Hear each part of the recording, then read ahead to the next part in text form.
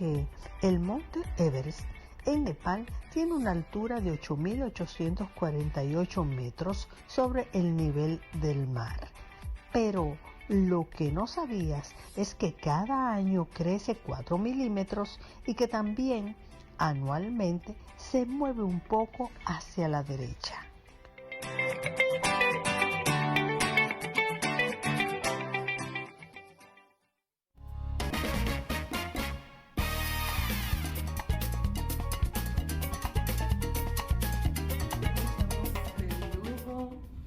Con el señor Julio Suero Majrancini, ingeniero, fue ministro de la Casa y de INAPA, y en verdad que nos sentimos privilegiados de tenerlo con nosotros, ya que ha tomado de su tiempo para compartir con toda nuestra teleaudiencia sobre ese tema de la CAS que tanto nos preocupa, de la CAS, no, del agua. El tema del agua que tanto nos preocupa. Bienvenido a este espacio. Gracias, estoy muy contento de estar aquí hoy, este día. Realmente sí, es un tema apasionante, del cual uno tiene muchísimos años vinculado a él. De todas formas te agradezco, Anamita, que tú me hayas invitado. Vamos a comenzar diciendo que yo creo que lo primero que tenemos que hacer, a mi juicio, en la República Dominicana es el marco de la ley. Y quiero aclarar en tu programa que hay dos leyes. Una es la ley del agua, que el organismo rector sería en este caso la Secretaría de Medio Ambiente. Y el otro, que es al que yo me voy a referir, y el que realmente nos interesa a nosotros, aguateros, es la ley de APS. Significa agua potable y saneamiento. Saneamiento es los alcantarillados sanitarios, la letrinización, etc. Ahora, ese proyecto de agua potable y saneamiento lo presentó el ingeniero Eduardo Estrella hace unos meses. Él se bajó de su presidencia y como representante de Santiago lo presentó al Congreso. Hay urgencia de hacerlo. ¿En qué consiste fundamentalmente? Bueno, es distribuir las funciones de la administración del agua, repito, y del saneamiento, que es un organismo rector, que en este caso siempre será la Secretaría de Salud Pública, un organismo regulador a crear, que es el que fija tarifa, vigila. Por ejemplo, yo estoy dando agua y yo no estoy dando agua de calidad, ese organismo, que siempre será el Estado que lo maneja. Y hay un organismo prestador de servicios, que son miles, lo que sean, para las cobras y todo el mundo. Y finalmente lo más importante es el usuario. El usuario. Ahí es donde tenemos que hacer un poco de hincapié. Sí, yo entiendo que lo que nos motivó a invitarlo a usted al programa, que es una de las personas más versadas en el tema del agua, es justamente la educación, la falta de educación en el manejo de ese preciado líquido que se está escaseando, y se dice que una de las guerras más en un futuro puede ser que puede pero no vaya más lejos, no vaya más lejos. Y yo creo que la sequía no está dando los trailers de esa. Voy a hacer mención de una persona que me perdona en tu programa. Mira, Claro. Pelegrín Castillo un día me dijo: Pelegrín está muy interesado en estas cosas, él es mi amigo. Y él me dijo que una vez Balaguer le dijo: el problema de nosotros es la migración. No, el problema de nosotros va a ser el problema por el agua. No te olvides que ellos tienen un 80% de deforestación, que de eso vamos a hablar también, que no tiene. Pero allá llueve igual que aquí.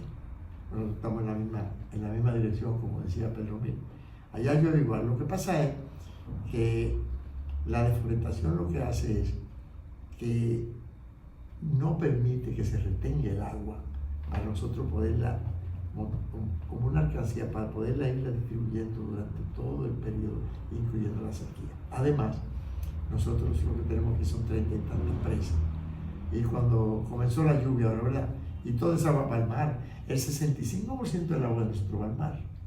Eso hay que controlarlo. Pero bueno, vamos a hablar del usuario, como tú dices. Del usuario y Sí. esos cambios climáticos que hace como una o dos semanas eso no está hasta granizo en San Juan. En San Juan, que hay una granizada enorme antes de ayer, pero fíjate, eso no está en nuestras manos, sí.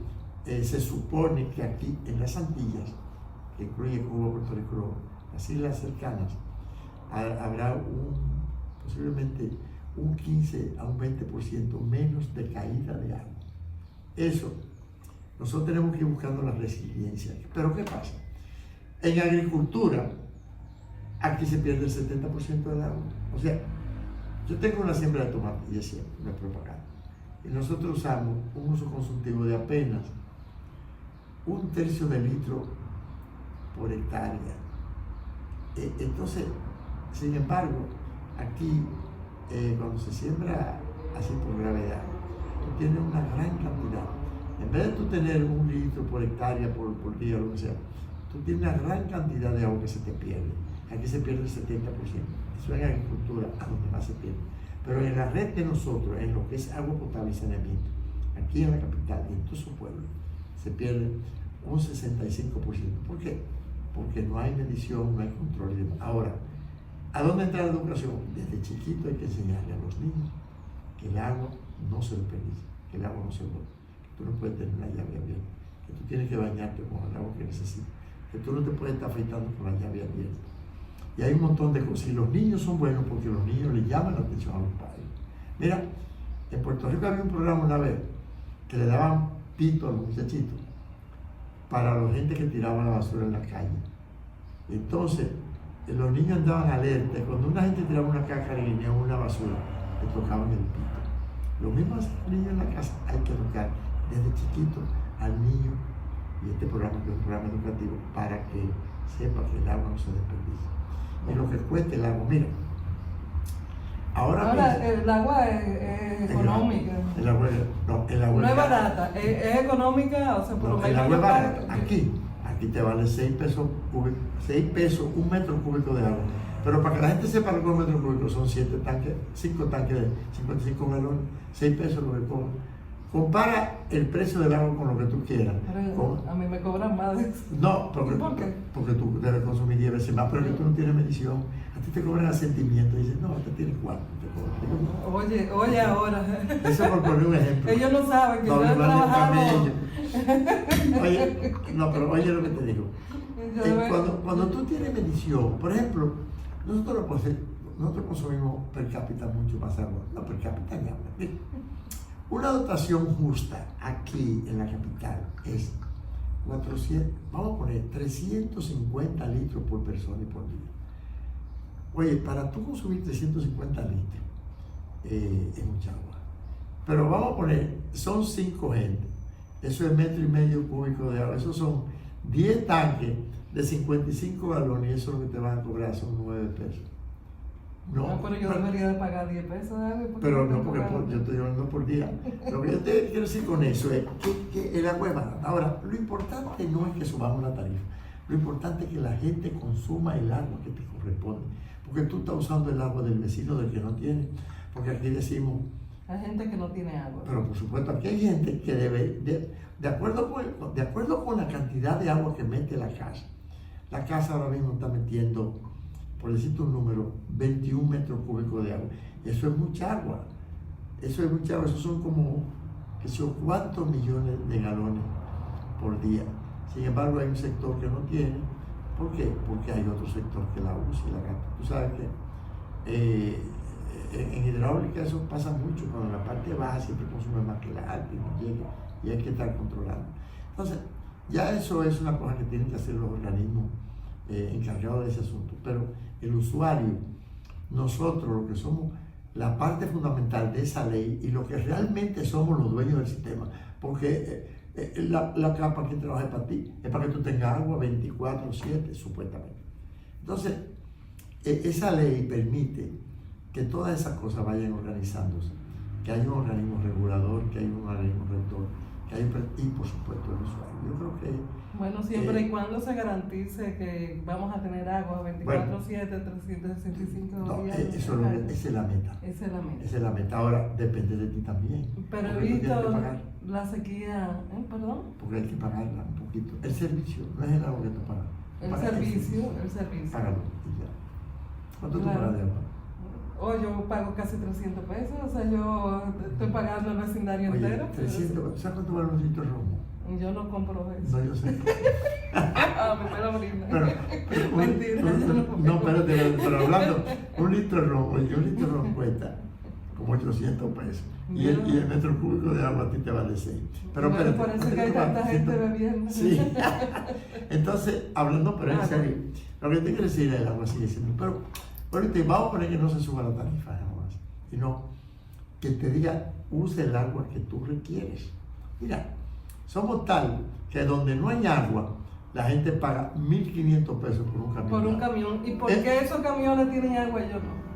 Porque ellos van y lo buscan por allá y lo recogen. Pues, mira, es una situación un poco complicada. Resulta que para poder darle agua a sectores. Perdón, yo estoy haciendo las veces del pueblo.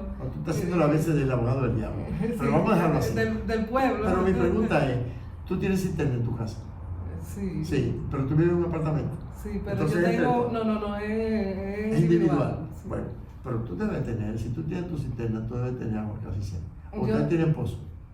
No, Agua. yo tengo agua que me entra, se Normal. acumula en la cisterna Sí. y también se Pero va al tinar. no se te queda, no te queda un día sin agua, ¿verdad que no? A veces me ha pasado, Bueno, es porque posible. hay veces, y hay otro tema que podemos conversar y es la fuga, Sí. que hay posiblemente En el condominio de ustedes. En el Sí. condominio, si hay una fuga o hay... Mira, ya eso es un problema. vuelvo y te digo. Eso a veces, Ahí no en mi casa, sino en la calle, que he visto como desperdicio de agua. Pero afuera del medidor tuyo. No, porque tú no tienes medidor. No, sí, yo tengo Ah, bueno, magnífico. digo, no sé. Mira, lo que te iba a decir, Anamita, lo que yo digo es, tú estás hablando de fuga que hay afuera. O Eso- que eso- hay por los tubos Dentro del dentro condominio de tuyo, de la condominio vivienda. o de Ah, cualquier otro sitio. ya eso hay que arreglarlo. O sea, si hay, por ejemplo, filtraciones. La CAS no se puede meter en eso. La CAS puede Ok. dar, bueno, porque ese no es, oye, te imaginas que su misión afuera es tan dura que se meta ahí, pero hay un aparato que se llama geóforo. Y hay empresas privadas que van a proliferar, que van a tu casa y te dicen, déjame yo revisar, le ponen un geóforo y te dicen, mire, su fuga está aquí y demás. Claro, si tú Pero- tienes tu fuga ahí y tú no la arreglas, el medidor sigue corriendo y puede ser que te toque la parte más sensible, que es el bolsillo. Sí. Yo no quiero que te toque el bolsillo. Pero Y yo mucho menos. el régimen de consecuencias es el bolsillo. Claro.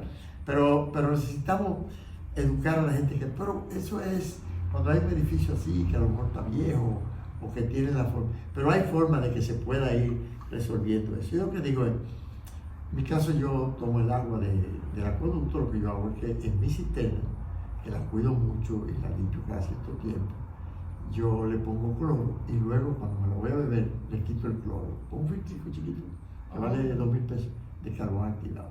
Eso es todo lo que yo hago. Ahora, el agua organoléctricamente, el agua de la casa, el agua de Valdense, es un agua de primera. Mira, en la época de Trujillo, en los años 40 y pico, aquí venían los barcos a buscar cemento a la cementera. Y yo recuerdo, porque yo me involucro en todas esas cosas, que los barcos que venían chinos y donde vinieran, siempre traían sus cisternas vacías para llenar agua de aquí de la capital. Entonces, ese agua viene de Jaina y la otra en esa época no estaba Valdés. Y fundamentalmente venían de Jaina, de Isamana, que fue un acueducto que hizo, el primer acueducto grande de la capital lo hizo Horacio Valle en el 29. Después Trujillo en el 60 y pico trajo una empresa que se llamaba la Long John Pipe, que después volvió con otro nombre y hicieron el acueducto que viene de allá de Jaina, de Isamana, Duey, que fueron. Ahora mismo hay que hacer la presa. Que, La presa sobre Jaina. Sobre Jaina, tras bastidores estuvimos conversando Sí, que puede sobre producir. ese artículo que Sí. usted escribió Sí. hace Sí.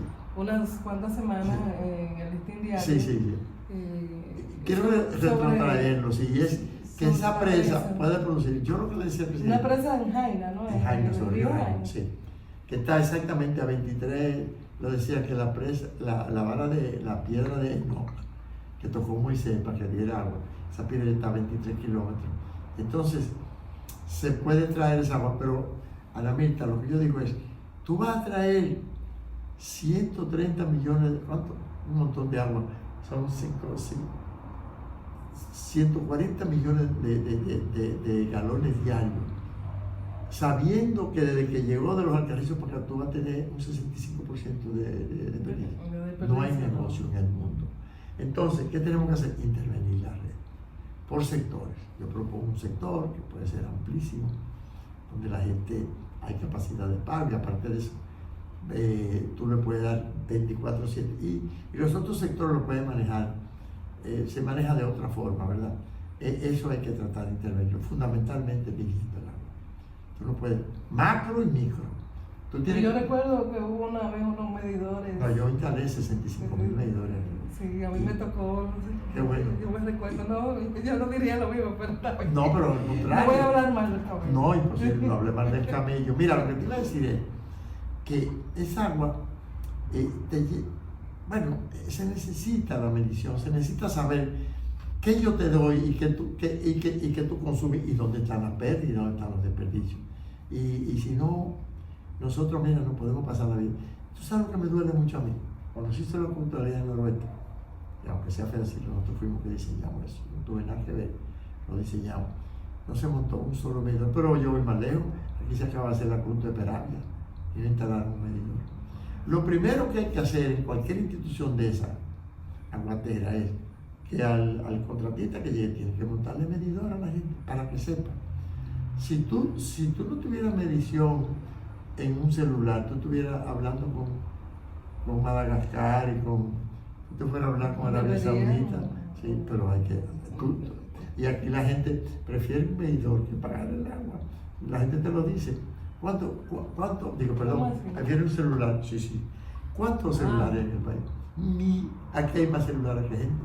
O sea, tú debes haber como 20 millones. Indiscutiblemente el agua es vida, es sagrada, es bendita. O sea, si realmente... Tú no puedes vivir sin eso. Sin Después del aire tú no vida. puedes vivir. Pero aquí gente no. Y entonces hay muchos métodos, por ejemplo, en el caso de la energía eléctrica, tú compras la energía con una tarjeta y tú la usas como tú quieres. Tú sabes que eso, no sé si aquí lo están haciendo, pero en Colombia eso sí. Tú compras una tarjeta, dame 1.000 pesos de luz y la metes y así. En el agua es un poco diferente. El agua es más fácil de que la gente haga fraude. Bueno, aquí estaría gente desconectando neveras y esas cosas. No. Hay más conciencia, porque sabe, cuando tú pagas por las cosas, sabes el precio. Sí. Lamentablemente lo que es silvestre no lo apreciamos. Entonces, no es que tú vas a pagar mucho, no, pero lo que queremos es que tú seas justo en tu consumo. Esa es la parte. Y esa es la educación. Eso es educación. Eso hay que comenzar de chiquitico. Recuerdo cuando yo di muchos años clases en distintos colegios, entre ellos en New Horizons, pero ahí... Un saludo a Nancy Patricia. A Nancy y a doña Priscila. Bueno, Nancy Patricia de Garrido. Y Nancy Patricia, muy querida también. De Jiménez. Cano es muy... De Jiménez, sí. Cano de Jiménez. Sí. Muy querida también. Y recuerdo que nosotros hacíamos muchas actividades ecológicas. Yo llegué a ir a dar una charla. Para el cuidado del agua. O sea, es uno de los colegios que admiro en cuanto a la educación por el agua. Y eso implica utilizar, por ejemplo, el agua que tú utilizas para enjaguar, lo puedes usar para regar las plantas. Sí, hay el reuso. Sí, eso también. De agua. Mira, todavía ni siquiera eso te lo pido. Lo que te pido es que use la que tú necesites. Y déjame decirte, aquí hay regiones. Pero es que hay gente que empieza a afeitarse con la llave. No, eso ni hablar. No, y se baña. O sea, eso es una cosa, pero eso es poco a poco. Tú sabes, una vez que hacíamos... Lo del baño no está tan mal, porque la higiene es importante. No, pero tú te puedes bañar como tú quieras, pero por más que tú botes agua bañándote, no va a consumir la cantidad que yo te estoy dando de dotación. Hay otro desperdicio. Mira, una vez se rompió una línea en Venezuela, en Caracas, que se llama Intuy, y García Márquez, la persona que hace mucha falta, porque la verdad es que los libros de García Márquez los leía todo el mundo, bueno, escribió Caracas sin agua. Y eso fue un escándalo porque la gente todavía estaba regando y no se estaba dando cuenta. Y cuando Caracas se quedó sin agua durante varios días, oye, ahí la gente se dio cuenta del valor del agua. Yo no quiero que eso pase aquí. Siendo yo director de la casa, se me rompió un tubo en Jaime. Y anduvimos tan rápido, se hizo un operativo tan grande. Pero dejar una ciudad como Santo Domingo sin agua es una cosa peligrosa. Entonces ahí sí la gente se da cuenta del uso y del valor. Bueno, la gente lo sabe, lo que pasa es que no le da, no porque no le da importancia porque que lo da por sentado. Sí, no hace falta. Yo quiero en tu programa que hagamos un llamado fundamentalmente al Congreso de la Ley y a las escuelas y a educación que haga un programa que sea fijo, como el de antes que daba moral y cívica, y eso se acabó. Sí, los medios de comunicación. Aquí la gente no se para cuando suben la bandera, y eso era de cuando Trujillo, dicen. Que hagan un programa sobre eso, diariamente, como se reza el Padre Nuestro, poder indicarle a los niños que tienen que hacer un buen uso del agua. El agua no se puede botar, y eso antes de que, otra cosa, de acuerdo con el cambio climático, nosotros vamos a tener un 15, un 20%, creo que lo dije ahorita, menos de agua. Entonces, hay que ir buscando la resiliencia de saber que si ahora votamos 70 y votando menos para poder empatar un poco con eso. Bueno. Saber que nosotros necesitamos, la vamos a necesitar siempre, después del aire, el agua. Y que la gente también se deje estar con demagogia. El sector privado puede tener una participación. Nadie habla de privatizar.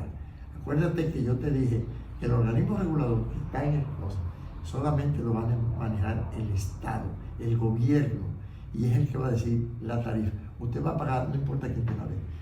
En tu casa, tú si tienes agua 25/7 potable, tú no te importa quién te la dé, a un precio justo. A un precio justo. A un precio justo.